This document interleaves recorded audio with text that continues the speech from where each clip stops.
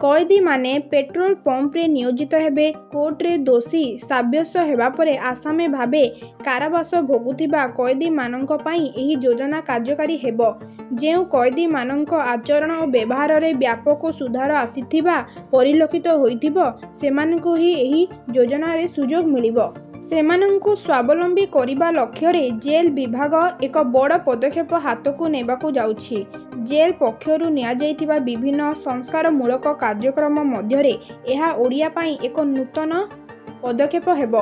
पूर्वरु जयपुर, लुधियाना, कुरुक्षेत्र और चेन्नई भली सहर रे एही योजना सफल होइथिबारु ओडिशा जेल विभाग एथिपई आग्रह प्रकाश करिछि।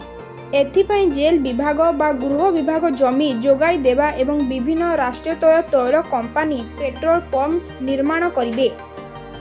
ऑयल कंपानी और जेल विभाग पंप परिचालना दायित्व बहन करिवे एवं कैदी माने गाड़ी रे पेट्रोल भरिबा सह अन्यान्य काम करिवे। प्राथमिक पर्याय रे 15टी पंप 100 कैदी को नियुक्त दियाजिबो बोली स्थिर होइछि। 15 पंप काम करिवे। 100 जमी देव जेल विभाग पंप करिवे राष्ट्रीय तैल कंपानी।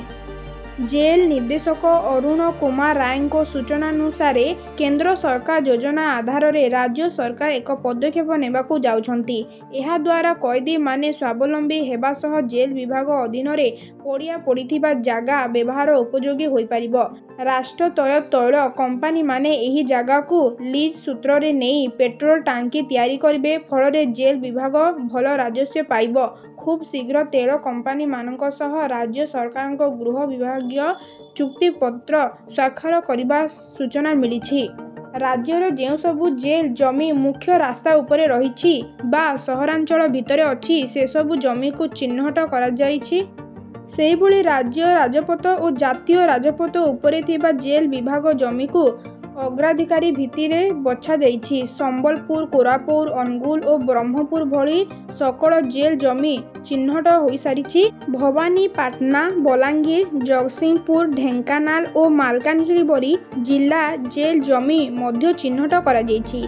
एहा बाद चिन्हट नवरंगपुर, हिंदोल, मदनपुर, रामपुर, सोनपुर भली उपकारागार और जामुझरी बिजू पट्टनायक मुक्ताकाश आश्रमर जमी को मध्य एही योजना रे शामिल करा जिवो बोली निष्पत्ति होइछि। वीडियोटी भल लागिथिले वीडियो को निश्चित भाव लाइक करंतु, शेयर करंतु एवं चैनल को सब्सक्राइब करंतु।